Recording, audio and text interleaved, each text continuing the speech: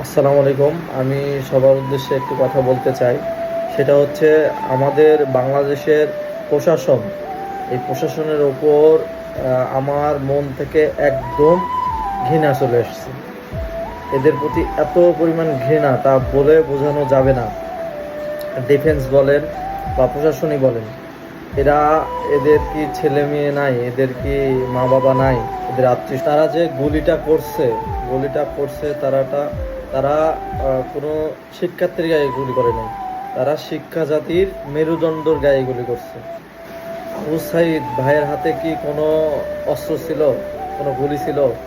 তাকে কেন হত্যা করা হলো? সে তো সামনে গিয়ে শুধু দাঁড়িয়েছিল বুকটা পেতে দিয়ে। তার মানে তা না যে তাকে গুলি করে হত্যা করবে। এদেরকে এত বড় অধিকার কে দিয়েছে? আমাদের টাকায় চলে, আমাদের টাকায় বেতন পায়, আমাদের টাকায় সংসার চালায়।